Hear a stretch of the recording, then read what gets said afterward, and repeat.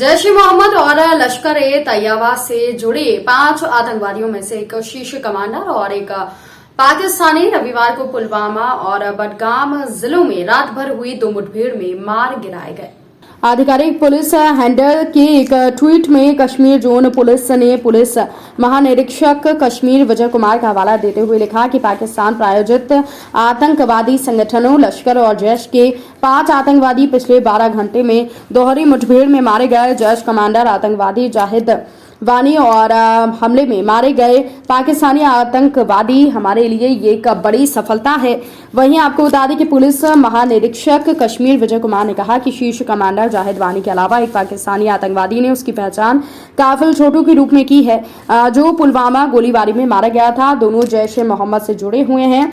शीर्ष पुलिस अधिकारी ने कहा कि कफील 2020 से पुलवामा शोपिया बेल्ट में सक्रिय था। शनिवार को नायरा इलाके और कश्मीर के बडगाम जिले के चरार ए शरीफ इलाके में आतंकवादियों और सुरक्षा बलों के बीच में मुठभेड़ शुरू हो गई। एक अधिकारी ने कहा कि पुलवामा के नायरा इलाके में शीर्ष कमांडर जाहिद वानी सहित जैश के 3 आतंकवादी मारे गए, जबकि बडगाम के चरार ए शरीफ इलाके में लश्कर तैयबा के 2 आतंकवादी मारे गए। मुरादाबाद के थाना नागफणी क्षेत्र के डिप्टीगंज चौराहे पर दिन में 3 बजे से प्रतिदिन बाइक स्कूटर की चेकिंग शुरू हो जाती है, जिसके चलते नगर के अति व्यस्ततम चौराहे पर जाम की स्थिति बनी रहती है। आपको बता दें कि वैसे तो यदा कदा कहीं भी खड़े होकर पुलिस चेकिंग शुरू कर देती है, लेकिन आज उस वक्त चेकिंग कर रहे दरोगा सोमपाल और उनके हमरा स्टाफ की नजर एक सफाई कर्मी नेता की बाइक रोकी गई।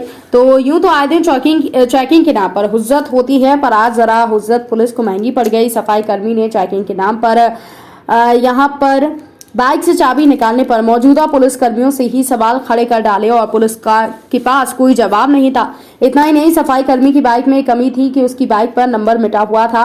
बाइक धोने वाले की गलती मानते हुए आरसी की ओर से वो अपना लाइसेंस दिखा रहा था। पुलिस और सफाई कर्मियों के बीच बहस के दौरान काफी ज्यादा भीड़ इकट्ठी हो गई। चेकिंग तो सही है, पर सच्चाई ये है कि चेकिंग के नाम पर हमेशा से पुलिस उत्पीड़न करती है और इस उत्पीड़न को झेलते झेलते जनता भी अब पुलिस से उजड़ने लगी है और पुलिस के इस व्यवहार से जनता का पुलिस का सहयोग करने से कतराती है। हालांकि पुलिस के उच्च अधिकारी जो हैं और प्रदेश के मुखिया पुलिस की छवि सुधारने की हर रोज नए नए योजनाएं ला रहे हैं, लेकिन पुलिस के कर्मचारी पता नहीं क्यों अपनी छवि सुधारना नहीं चाहते। और आज तो एक गर्मा गर्म बहस कैमरे में कैद हो गई और न जाने रोज ऐसी कितनी घटनाएं होती हैं जो कैमरे में कैद नहीं हो पाती। हम जानते हैं, मिलना ऐसी बात नहीं है। अगर ये कानून की किताब इन्होंने पढ़ी है तो कानून में हमने भी पढ़ा है, हमने बाबा साहब का भी संविधान पढ़ा है। जैसे 3 नंबर आगे पीछे हैं, इसमें क्या कहना है? जो दरोगा जी बता रहे हैं कि 3 नंबर का जो 3 नंबर ये बता रहे हैं दरोगा जी, उस पर वो मैंने जब सर्विस कराई थी, ये गाड़ी वाले की मिस्टेक हो गई, पेंटर की मिस्टेक हो गई है। मैं इनको बार बार बता रहा हूँ, मैं डीएल दिखा रहा हूँ, इन्होंने डीएल देखने से इनकार कर दिया। आरसी दिखा रहा हूँ, आरसी पे नंबर मेरा 9015 है, वो दिखा रहा हूँ, नहीं देख रहा है। ये बोले कि कौन सी प्रेस में, मैं आई कार्ड भी नहीं दिखा दिया। बोले मैं नहीं देख लिया कोई सा आई कार्ड। फिर क्या है, इनकी गुंडई है तो और क्या है ये? तो आप नियम से चल। अरे ये गाड़ी लेके आए, मैंने कहा गाड़ी हेलमेट क्यों नहीं लगाया, क्या नहीं लगाएंगे, नहीं लगाएंगे। हम बाल्मीकि नेता है, हमने कहा गाड़ी पे नंबर क्यों नहीं पूरे, गाड़ी पे नंबर पूरे नहीं है, 3 नंबर आगे लिखे हुए हैं, पीछे का मिसप्रिंट है, उसमें स्याही पुती हुई है। तो इसका नाम पूछा, पेपर दे मांगे तो पेपर कोई नहीं दिया। और सरकार को ब्लेम कर रहे हैं, पुलिस विभाग को ब्लेम कर रहे हैं कि रिश्वत लेते हो, ये करते हो। इस चौराहे पे बताइए कौन रिश्वत मांगता है और कौन लेता है? इसमें चेकिंग में कौन सी रिश्वत ली जा रही है? पूरे मुरादाबाद में, पूरे प्रदेश में चेकिंग चल रही है। कौन सी जगह है ये डिप्टीगंज चौराहा। सेना ने वेसु काजीगुंड में छात्रों के लिए हथियारों और उपकरणों के प्रदर्शन का आयोजन किया। 9 राष्ट्रीय राइफल्स के द्वारा आयोजित इस प्रदर्शन में विभिन्न स्कूलों के छात्रों ने बड़ी संख्या में भाग लिया। हथियारों के प्रदर्शन के अलावा युवाओं के लिए सशस्त्र बलों में शामिल होने के लिए विभिन्न विकल्पों को प्रदर्शित करने वाले एक स्टॉल ने स्कूली छात्राओं का ध्यान आकर्षित किया। आपको बता दें कि यहाँ पर हथियारों के इस सैन्य प्रदर्शन में स्थानीय जनता के दिल और दिमाग में राष्ट्रीय सुरक्षा के संरक्षकों में गर्व और विश्वास की भावनाएं पैदा करने की एक पद्धति रही है। कार्यक्रम में भाग लेने वाले स्थानीय लोगों के साथ कम से कम 160 छात्रों ने यहाँ पर भाग लिया। सेना की 9 आरआर राज्य के सबसे घनी आबादी वाले क्षेत्रों में और उसके आसपास तैनात हैं। नियमित रूप से यह ऐसे आयोजन करती है तो जो जनता के समर्थन को बढ़ाते हैं। समय समय पर एक महत्वपूर्ण बल गुणक ये साबित हुआ है। साथ ही साथ हथियारों की नवीनतम तकनीकों के बारे में जानकारी प्रदान करने के लिए छात्र 9RR की सराहना करते हैं और सूबेदार अशोक सिंह ने कहा कि ये कार्यक्रम युवाओं के लिए आगामी भर्ती और हथियारों की नवीनतम तकनीकों के लिए मंच प्रदान करते हैं। स्थानीय लोग और छात्रों ने आवाम और जनता के बीच बंधन को मजबूत करने के लिए इस तरह के आयोजन की सराहना की और साथ ही साथ धन्यवाद दिया। हमें बहुत कुछ सीखा, इससे नॉलेज मिली, हमें एक्सपोजर मिला, हमें क्या हमें हमारे इंडिया के पास यहाँ इंडिया के पास कैसे कैसे वेपन्स है और इनकी रेंज के बारे में हमें बहुत कुछ पता चला। सर मेरा नाम है आयान मोहिद्दीन और मैं आगरू से और हम Islamia model public high school से आए हैं। तो हम यहाँ यूसुफ में आए हैं। तो ये इसका मकसद, यहाँ पे आने का मकसद यही है कि हमें यहाँ पे वेपन्स दिखाए गए, उनकी रेंज कैसी है, वो कैसे वेपन है, कहाँ से आते हैं, मतलब हमको सब कुछ दिखाया गया यहाँ पे। इसका मकसद यही है कि जब रिक्रूटमेंट निकलती है तो हम मतलब आगे के जवान जो मतलब आर्मी में जाती है उनको थोड़ी पहले से ही नॉलेज मिलती है और थोड़ा इंटरेस्ट भी बढ़ता है इससे कि हमने यहाँ पे देखे, वेपन्स देखे, सब कुछ देखा, मतलब थोड़ा इंटरेस्ट बढ़ता है। फिर आगे का हमें बहुत इजी होता है। तो इसके लिए हमारे लिए इजी भी होता है कि हम अपना गोल, अगर किसी का आर्मी में गोल होता है तो उसका थोड़ा इंटरेस्ट ज़्यादा बढ़ता है, तो फिर उसमें इंटरेस्ट आता है तो मज़ा आता है सर। और हमारे लिए फिर इजी रहता है कि हम अपना गोल चूज़ करें और अपने देश के लिए, सर इंडिया के लिए कुछ करें। जनरेशन बच्चे हैं नए, हमारे पास क्या हथियार हैं उसके बारे में बच्चों को जानकारी देना और कि सबसे ज़्यादा कि बच्चों की जो नई टेक्नोलॉजी है हमारी आर्मी के पास उनको ज़्यादा से बच्चों को दिखा देना, उसके बच्चों बारे समझ सके हमारे पास क्या हथियार है हमारी इंडियन आर्मी के पास। ये है हमारा मकसद था बच्चों को दिखाना। नहीं, इतना तो हम नहीं बता सकते हैं कि क्या बच्चों को बताना है कि उनके सिर्फ इतना ही हम बता सकते हैं कि बच्चों को कि इस हथियार से हम क्या, हमारे पास इंडिया की ताकत है हमारे पास। ज़्यादा रिक्रूटमेंट उनको हम नहीं बता सकते बच्चों के बारे में। खबर यूपी के बलिया से, जहां पर बलिया जनपद के मनियार थाना क्षेत्र के लोहटा गांव के समीप 30 वर्षीय मुन्ना गुप्ता की हत्या में कई दिन से फरार चल रहे 3 अभियुक्तों को पुलिस ने गिरफ्तार किया। आपको बता दें कि इसके बाद पुलिस ने मुखबिर की सूचना के आधार पर तीनों अभियुक्तों को मनियार थाना क्षेत्र के रामजीत बाबा मंदिर के पास से गिरफ्तार किया। तीनों अभियुक्तों के पास से 1 अदद चाकू, मोटरसाइकिल, 3 मोबाइल, 1 अदद तमंचा, जिंदा कारतूस को पुलिस ने बरामद किया है।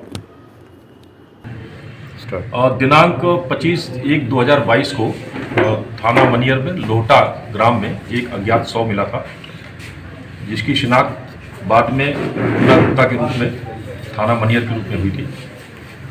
उस घटना के अनावरण के लिए थाना प्रभारी मनियर, एसओजी हमारे यहाँ की सर्विलांस टीम और इसके अलावा एसओ नगरा, इस तरह मिलाकर कुल 5 टीमें जो कि एसपी बलिया साहब ने बनाई थी, उनको लगाया गया था। बाद में सर्विलांस और विवेचना और अन्य मुखबिरी के माध्यम से 3 अभियुक्त इसमें प्रकाश में आए थे। एक अमित कुमार गुप्ता, भरत गुप्ता और शिव कुमार राजभर। इनको आज मनियर पुलिस ने गिरफ्तार कर लिया है। आगे विधिक कार्रवाई की जा रही है। सर, हत्या की वजह क्या थी? हत्या की वजह ये दोनों जो है चाचा और मामा मौसेरे भाई थे ये। तो इनकी चूंकि माएँ दोनों एक थी, माएँ दोनों बहनें थी, इसलिए चाचा और मौसा दोनों का इनका रिलेशन लगता था। चचेरे मौसेरे दोनों भाई थे ये, एक तरह से एक साथ में। तो हत्या की वजह ये थी कि इनके बीच में एक बार ट्रैक्टर चलाने के लेके विवाद हो गया था। उसी विवाद को लेके ये लोग आपस में रंजिश रखते थे। उसी रंजिश के चलते ये इन्होंने इस घटना को अंजाम दिया था। क्या क्या बरामद हुआ है सर? इनके पास से बरामदगी जो हुई है वो अभियुक्तों के पास से एक अवैध तमंचा मिला है, एक जिंदा कारतूस है, एक जो मोटरसाइकिल जो कि उसमें कत्ल में यूज हुई थी वह मिली है, और चाकू जो आला कत्ल चाकू है वो भी बरामद हुआ है, और जैकेट भी बरामद हुई जिस पे रक्त लगा हुआ है। सर, मुख्य आरोपी इसमें कौन है? मुख्य आरोपी इसमें अमित गुप्ता है और शिव कुमार राजभर इसके सहयोगी हैं, और जो षड्यंत्र में शामिल थे इनके साथ वो इनके भरत कुमार गुप्ता है। ये तीनों आपके सामने हैं जो गिरफ्तार हुए। गुप्ता सर इनके भाई अमित के भाई। शिवाजी पार्क के सामने बूथ विहार में खातेदारी जमीन पर यूआईटी जबरन खाली करवाना चाह रही है। इसका विरोध खातेदारों ने किया। जेसीबी मशीन को आगे बढ़ने नहीं दिया। खातेदार लोग मरने के लिए तैयार हो गए, लेकिन हमारी जमीन की सफाई अगर करनी है तो हम खुद करेंगे, हमें समय दिया जाए, ऐसी बात उन्होंने कही। यूआईडी जमीन जबरन उस जमीन को खाली करवाना चाह रही है। इस पर 13-14 मकान बने हुए हैं और पक्के मकान बने हुए हैं। 3 पीढ़ियों से हम निवास कर रहे हैं। ये लोग इनके पूर्वजों की जमीन है, इनकी खातेदारी जमीन है और 400, 401 से लेकर 409 तक की जमीन के खसरा नंबर हैं, जो आज भी हम खाताधारों के नाम ये जमीन बोल रही है। जमाबंदी में टोटल 12 खातेदारों के नाम ये जमीन बोल रही है। कुछ लोग पूर्व में यूआईटी सचिव को मिलकर ज्ञापन दे चुके हैं, जिला कलेक्टर से मिलकर ज्ञापन दे चुके हैं, श्रम मंत्री टीकाराम जूली से भी मुलाकात कर चुके हैं। सभी ने उनको आश्वासन दिया कि अभी यूआईटी कोई कार्रवाई नहीं करेगी, लेकिन यूआईटी रात में जेसीबी मशीन उसने लगा दी, जिसका इन लोगों ने विरोध किया। इस मशीन को बंद करवा दिया। आज सुबह फिर वापस यूआईटी के लोग मौके पर पहुंच गए और जेसीबी मशीन लगाकर वहां पर जबरन जमीन को खाली कराना उन्होंने चाहा और साथ ही साथ यहाँ पर लोगों के जबरदस्ती मकान तोड़ने की भी उन्होंने धमकी दी। लोगों ने जब विरोध किया, जेसीबी के सामने बैठ गए तो कार्यवाही के ऊपर रोक लगानी पड़ी। वहीं अधिकारी अभी बता रहे हैं कि जमीन को खाली कराकर ही रहेंगे। सरकार से इन्हें कोई सहायता नहीं मिल रही है, इस कारण ये काफी ज्यादा परेशान हैं। इस जमीन के खातेदार दप्पू पुत्री राम से तीसरा खातेदार बुद्धा राम पुत्र किशन लाल, साथ ही साथ खातेदार बाबूलाल पुत्र रामदयाल, खातेदार मोती पत्नी राम सिया के साथ ही 8वां खातेदार रामू पुत्र राम सहाय, खातेदार रामजी लाल पुत्र किशन लाल, 10वां खातेदार राम देवी पुत्री सीता और साथ ही यहाँ पर खातेदार ये पूछे और इनकी सरकार से गुजारिश है कि हमारी ज़मीन को खाली ना करवाया जाए, या तो हमें मुआवजा दे दें और हमारी ज़मीन को हम किसी भी हालत में छोड़ेंगे नहीं। हम मरने के लिए भी तैयार हैं, हम इस ज़मीन के लिए आत्महत्या भी कर लेंगे। बहुत साल पहले हमारी 3 पीढ़ी हो चुकी है, दादान की परदादान की। अब उनके औलाद बढ़िया 200 आदमी कुनबा हो रहा है। तो मतलब जीसी भी रात को आती है 12 बजे सो जाता है और ये कहते हैं रात को तुम सोओगे तुम्हारी बाउंड्री झड़ेंगी, कमरा झड़ेगा। तो वहाँ मतलब हमारा आदमी बेलदारी करना। आज से 30 साल पहले ज़मीन एक बार करी 30,000 को बीगो, आज ज़मीन हो रही करोड़ को बीगो। तो हमारे बच्चा के पास ज़मीन कहाँ से खरीदी जाएगी साहब? हमारा बच्चा बेलदारी करता है, ये एक सर्विस नहीं लगा, कोई नहीं हमारा आदमी लगा। आज के टाइम में 300 रुपये बच्चा लाता है, 200 की सब्जी आ जाती है, 100 का चून आ जाता है, क्या बच रहा है हमको? तो प्लॉट कैसे खरीद? हम सड़क पर रहें कि कहाँ रहें? मकान बनाए तो हमने हमारी भूमि में बना रखा है, तो हमको तो एक प्लॉट चाहिए सबको। और आज को मुआवजा का पैसा चाहिए 1 करोड़ को बीगो, तो ज़मीन को खूब जमा आराम से ले, कोई परेशानी नहीं हमको। ये चाहता है हम तो सर।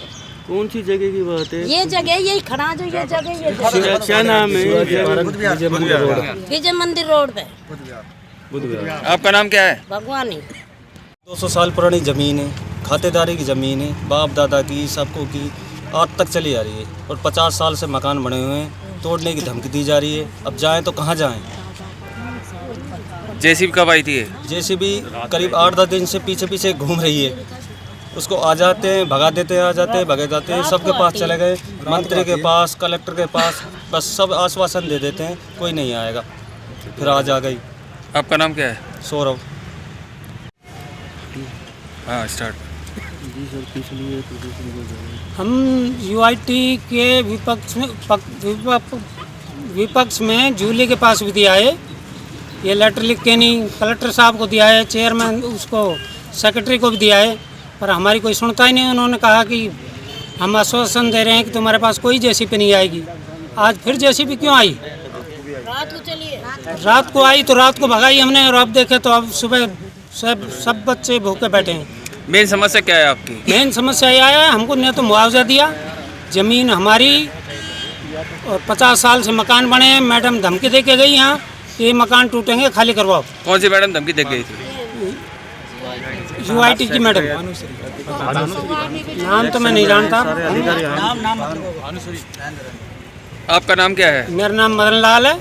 और ये दलितों पे हो रहा है अत्याचार, और दलित वहाँ जाओ नहीं तो भी गट्टा